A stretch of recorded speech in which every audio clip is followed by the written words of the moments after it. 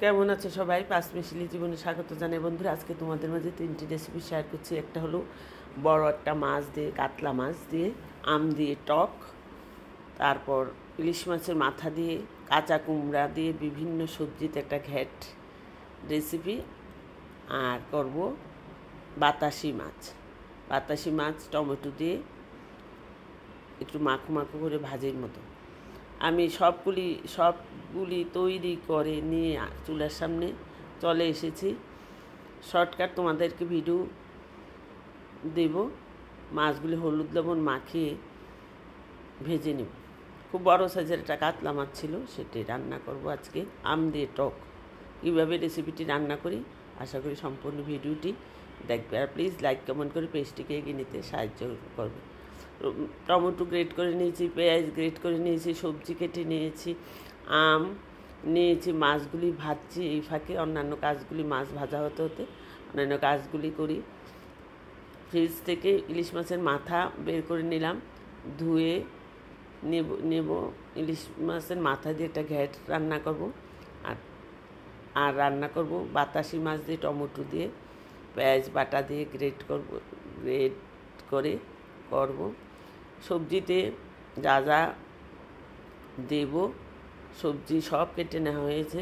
মাছগুলো ধুয়ে নেওয়া হলো। এখানে আমি সরিষা এবং কাঁচামরিচ একটু জিরা দিয়ে ব্লেন্ড করে নিয়েছি টমেটোর আমের টক রান্না করার জন্য। মাছগুলি উল্টিয়ে দেব। তোমরা যদি আমার ফেসবুক পেজ থেকে আমার নিয়মিত ভিডিও দেখো, ফলো বাটনে যারা এখনও ফলো করেনি ফলো বাটনটি ক্লিক করে নিবে।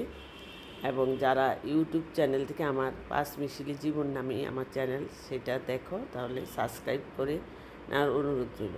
এখন আমি সরিষা বাটাকে একটু জল দিয়ে পাতলা করে নেব, কারণ সরিষা বাটা ডাইরেক্ট দিলে যে সরিষার মাঝে খোসাগুলি থাকে, খোসাগুলি ঝোলে খুব ভালো লাগবে না, খোসাগুলো নিচে পড়ে যাবে। তার জন্য সরিষাটা বাটাটাকে আমি জল দিয়ে পাতলা করে নিলাম। এখন মেথি ফোড়ন দিয়ে আমের টুকরাগুলি দিয়ে হলুদ লবণ দিয়ে সামান্য একটু ভেজে নিয়ে চায়ের ছাঁকনিতে সরিষা বাটাটা আমি ছেঁকে দিব ঝোল করে। এই সরিষা বাটাটা আমি ছাঁকনিতে ছেঁকে দেবো, যেন ছাঁকনিতে সরিষা বাটার খোসাগুলি পড়ে থাকে। এখানে আছে সরিষা বাটা, আছে কাঁচামরিচ বাটা, আছে সামান্য জিরা বাটা। আমি ছেঁকে দিলাম নিচে, যদি থেকে থাকে তাহলে সরিষার খোসাগুলি পড়ে থাকবে নিচে। পরিমাণ মতো জল দিয়ে দিলাম, ব্লেন্ডারের জাগটাও ধুয়ে দিয়ে দিলাম। এখন দিয়ে দিব মাছগুলি, দিয়ে কয়েকটা কাঁচামরিচ দিয়ে দিব। এইভাবে আমরা তো বড় মাছ অনেক সময় পেঁয়াজ দিয়ে পেঁয়াজি খাই, কালিয়া রান্না করে খাই, তারপর আলু দিয়ে খাই, বিভিন্ন সবজি দিয়ে। আজকে আমি কাঁচা আম দিয়ে রান্না করলাম, খুবই ভালো লাগে। তোমরা এইভাবে রান্না করে খেতে পারো। যেহেতু আম দিয়েছি, একটু চিনি দিয়ে দিলাম, লাল চিনি। নামানোর আগে একটু লাল চিনি দিয়ে দিলাম। হয়ে গেল আমার মাছের টক আম দিয়ে। এখন ওই বাতাসি মাছগুলি আমি পেঁয়াজ বাটা, একটু রসুন বাটা, টমেটো গ্রেট করে মেখে হলুদ লবণ দিয়ে তেলে ছড়িয়ে দিলাম। এটা 5 মিনিটের মধ্যে রান্না হয়ে যাবে। একটু ভাজি করে ধনিয়া পাতা দিয়ে নামিয়ে ফেলবো। খুব বেশি সময় লাগে না এই রেসিপিটা করতে। ধনিয়া পাতা দিয়ে নামিয়ে ফেলবো।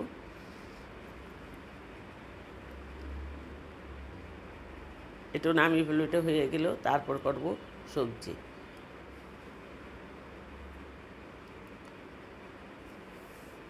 আমি খুব শর্টকাট ভিডিও করছি, তোমাদেরকে দেখাচ্ছি। ইলিশ মাছের মাথা হলুদ লবণ দিয়ে ভেজে নেব, নিয়ে সবজিগুলি তুলে দিব। লাল করে ইলিশ মাছের মাথাটা ভেজে নেব প্রথমে। এখানে 2টা মাথা আছে ইলিশ মাছের, 2টা মাথা ভেজে নেব। ভাজা হয়ে গেলে এখন সবজিগুলি দিয়ে দেবো। এখানে আছে কাঁচা কুমড়া, কাঁচা কলা, আছে শিম, আছে কপির ফুলকপির ডাঁটগুলি, তারপর কাঁচা কুমড়াটা আমি খোসা ছাড়াই নেই, গায়ে খোসা আছে, কাঁচা কলা আছে কাঁকরোল আছে, শিম আছে, ফুলকপির ডাঁটগুলি একটু চিড়ে দিয়েছি, আছে দুটা আলু এবং গাজর। এখন কাঁচামরিচ ঝালটা দিব, কাঁচামরিচ আর ঝাল অন্য দিব না, কাঁচামরিচ হলুদ লবণ দিয়ে উল্টিয়ে পাল্টিয়ে ঢেকে দেবো। একটু জল ব্যবহার করব না, সবজির গায়ে যেই জলটা আছে জল দিয়ে সবজিটা সিদ্ধ হবে এবং রান্না হবে। খুব একটা মশলা লাগে না, যেহেতু শীতের সবজি নতুন বেরিয়েছে, শীতের সবজি টাটকা সবজিতে যদি মশলা প্রচুর দেওয়া হয়, আবার সাথে আছে ইলিশ মাছের মাথা, তাহলে ইলিশ মাছের মাথা এবং তাজা সবজির যে একটা গুণাগুণ বা স্বাদ সেটা নষ্ট হয়ে যায়, সেটা সবজিতে আর আসবে না মশলা দিয়ে ফেললে। আমি শুধু দিলাম কাঁচামরিচ, হলুদ, লবণ এবং ইলিশ মাছের মাথা। ইলিশ মাছের মাথাটাই এখানে মশলার কাজ করবে। ঢেকে এইভাবে রান্না করব। নামানো আগে ফোড়ন দেবো কালো জিরা, তেজপাতা, 2টা শুকনা মরিচ ভেজে মিশিয়ে দিব।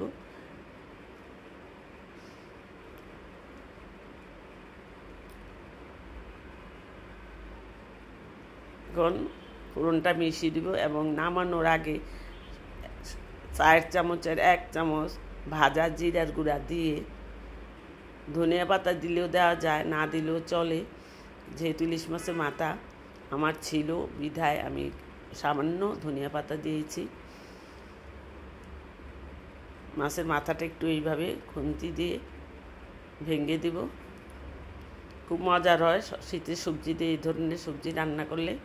নিরামিষও রান্না করা যায়, চিংড়ি মাছ দিয়েও রান্না করা যায়, মাছের মাথা দিয়েও করা যায়, তবে আমি আজকে করলাম ইলিশ মাছের মাথা দিয়ে। কেমন লাগলো আজকের ভিডিও কমেন্ট বক্সে লিখবে। আর এভাবে শীতের নতুন সবজি দিয়ে তোমরা মশলা খুব কম দিয়ে সবজি রান্না করে খেয়ে দেখবে। আবারও আসবো অন্য কোনো নতুন ভিডিও নিয়ে। ততক্ষণ পর্যন্ত ভালো থাকবে, সুস্থ থাকবে, নিরাপদে থাকবে এবং পাঁচমিশালি জীবনের সাথেই থাকবে। বাই।